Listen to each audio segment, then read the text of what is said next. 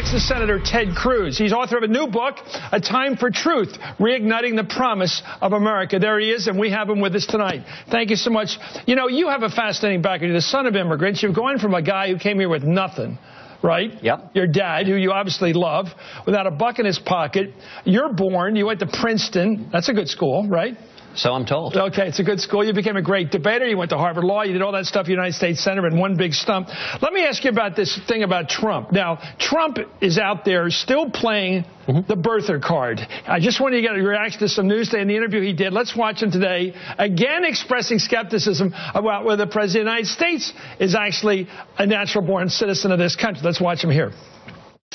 A few years ago, you led the birther movement. You sent investigators out to Hawaii to find out whether or not Obama, which you said was not born here. Well, and it turned out to not be true. Well, I don't know. According to you, it's not true. I don't know. He released his birth certificate.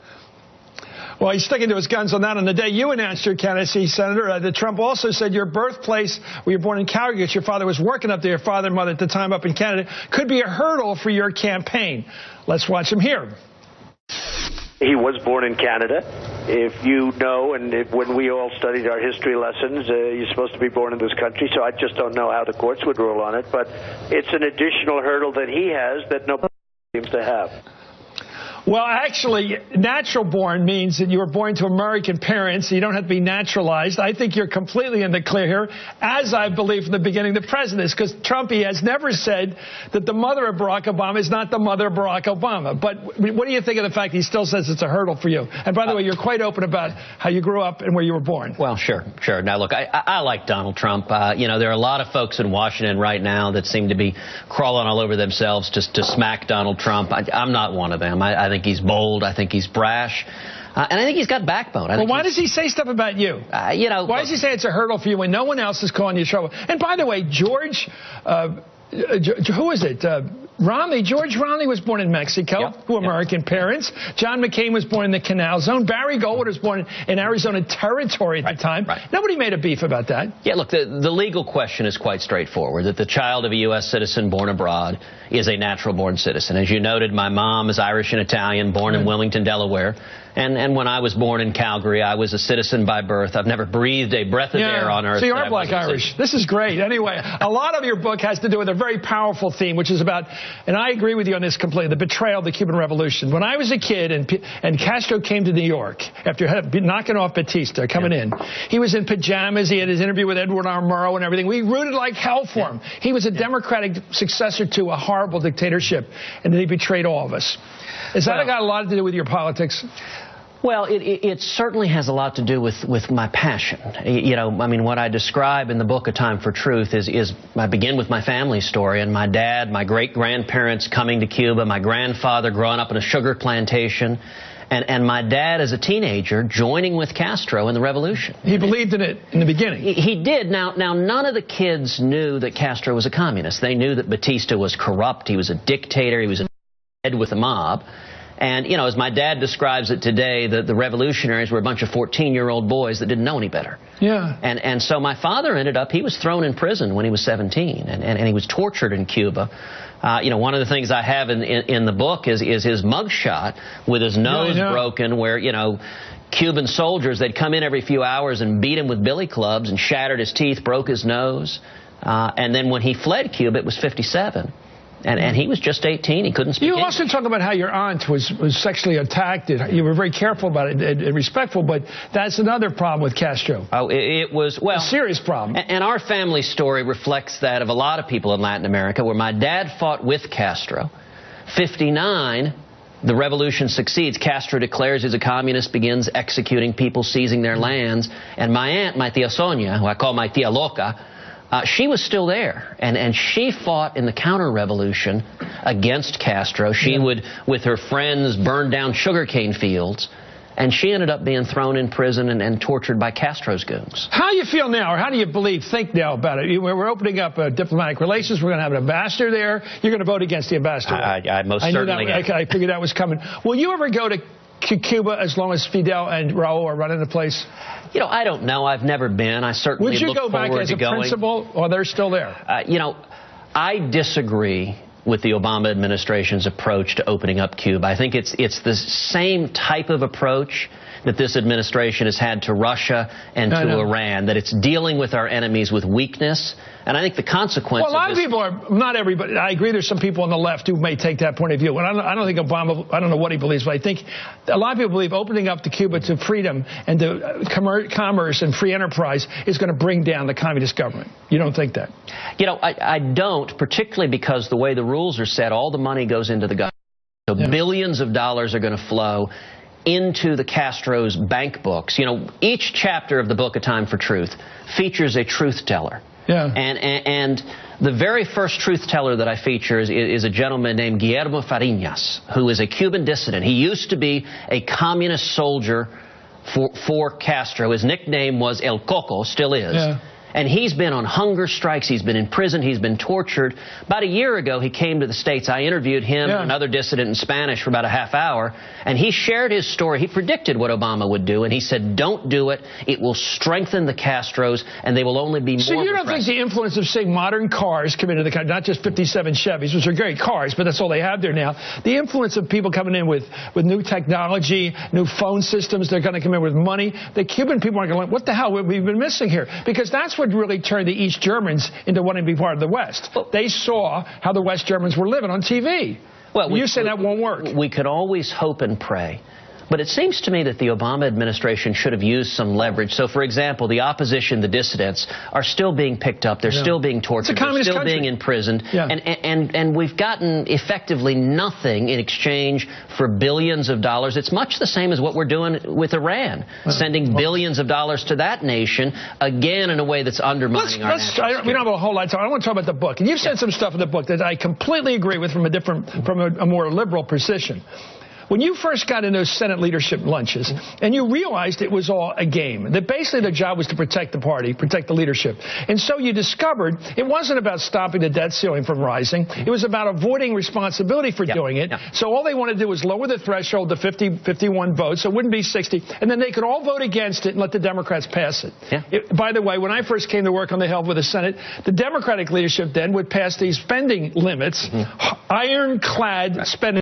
$285 billion, and then they passed two amendments, exempting entitlements and then exempting any kind of appropriation that went higher. So the games are being played. But what about campaign financing? I mean, you've got a big PAC out there like everybody else with all this money coming, $37 million, and the American people are supposed to believe that the guy who's running, who's benefiting from the PAC money, doesn't know anything about how it's being raised, doesn't even know the guy running it, but you know the guy, his name is Dathan Volter.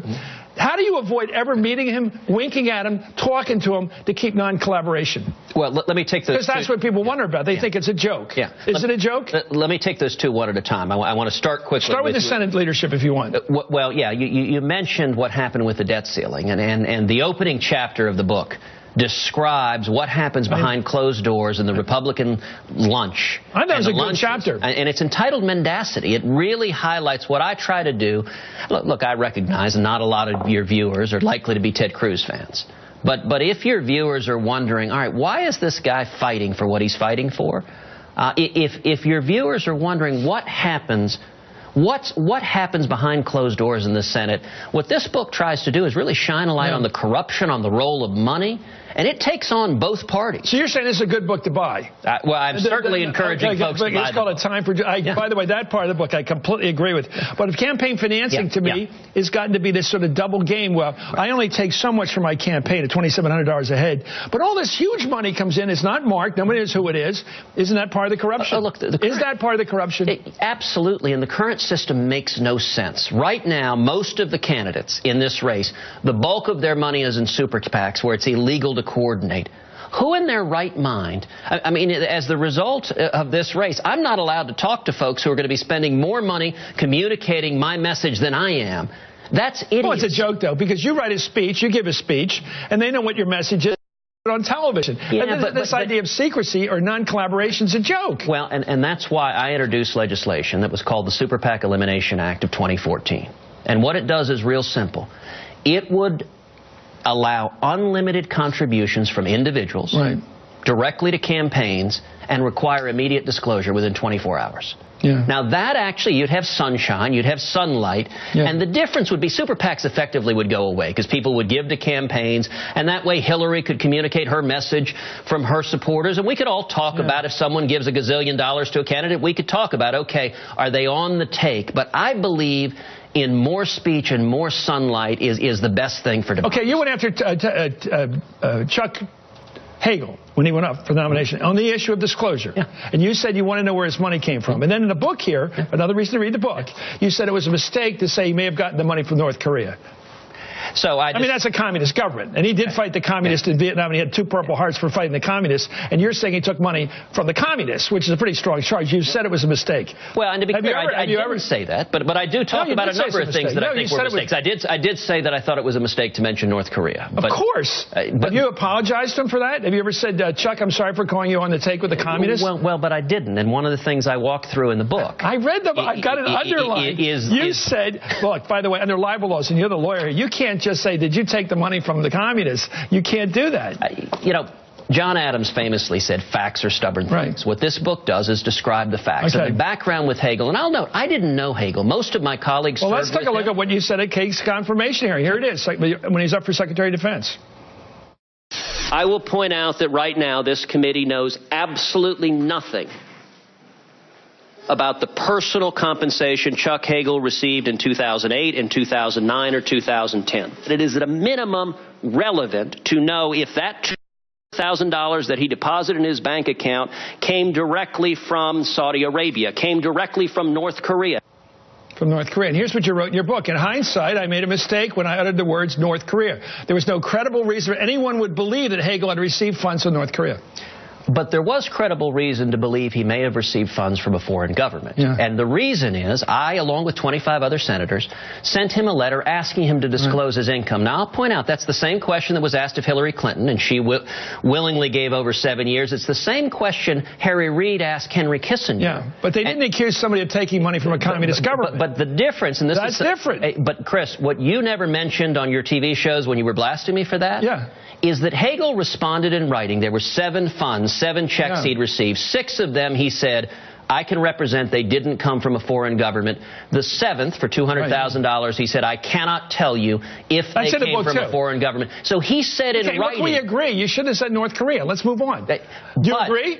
It was a tactical mistake because it enabled Democrats to change the subject. Look, I still think it's ridiculous that senators and the media did not care that a nominee for Secretary of Defense said in writing he may have received money from a foreign government, and nobody cared to at least ask, did you in fact... But your reputation preceded you there because everyone knows you're a very, very zealous anti-communist, which is good. And when you mentioned North Korea, people said, sounds like he's accused him of being on the take for the communists. This is serious business, putting that together. But I'll mention the excerpt that you showed. What I said in full is I said, listen, in writing, he has raised the inference that he may have received money from a foreign country. And I said, look, there are contexts in which no one would care. If he received money from Canada for a lumber dispute, nobody would care. That would not be an issue. I know, but you and then I said, on the other hand, if he received money from some other countries, and I mentioned Saudi Arabia, and foolishly, the reason I mentioned North Korea is that it's in the news. Let me ask you about this. But that was a mistake because it let Democrats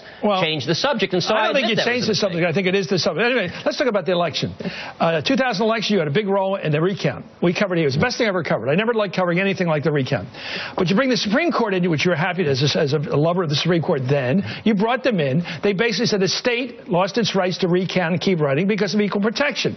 Now, on the issue of marriage equality, you say no equal protection, leave the states alone. So how do you be consistent there? Are you consistent or inconsistent on equal protection? Listen, I believe I'm very, very consistent. And one of the things I describe in the book is how I've spent my entire adult life fighting to defend the Constitution. It's been a passion, and the court. Literally since I was a teenager. Court. You've always been pro-Supreme Court until now. I revere the court. As you know, I was a law clerk to Chief Justice Rehnquist. It's in the book. As you would say, it's in the book. And this is the name of the book, by the way. It's A Time for Truth. I really think it's important to read it. Now you're for retention elections. You've had to raise a ton of money to run for president, and you're definitely in the running. You'll be in the debates and everything.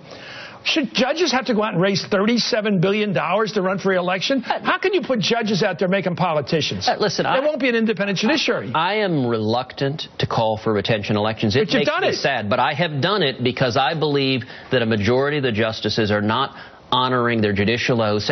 Is that the solution? Elections? Look, if unelected judges are going to seize every major policy issue of this country, you know, there was a time... They seized the presidency in 2000. You did not complain. The Supreme Court said no to the state of Florida. You can't recount, even though it's a close election. You are not allowed to recount. We're giving this to our guy, 5-4 Republican vote in the Supreme Court. If there was ever a case of partisanship or ideology getting out of hand, it was 2000, and you loved it.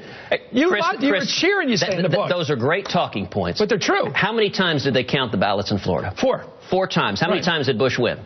4 times. 4 times. They wanted to try one more time.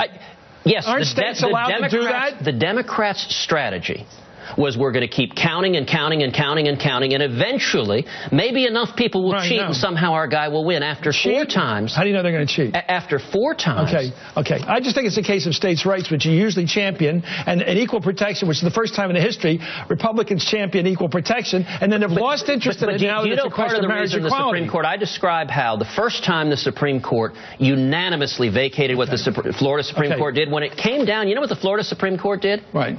It told the U.S. Supreme Court, go jump in a lake, didn't even cite its opinion. I know, it was because they wanted to continue with a recount under the decision of the legislature. It was partisan defiance of the court. And frankly, what the Florida Supreme Court did in the Bush versus Gore recount is the same thing the U.S. Supreme Court did with Obamacare and marriage. You have a very good-looking family here, by the way. I must say, the back of the book here is better than the front, actually. You're very kind, and I've said many times, thank God my girls look like their mother. Okay. Please come back. We'll continue with this champion debater. The book is called A Time for Truth. Thank you, Senator Ted Cruz of Texas.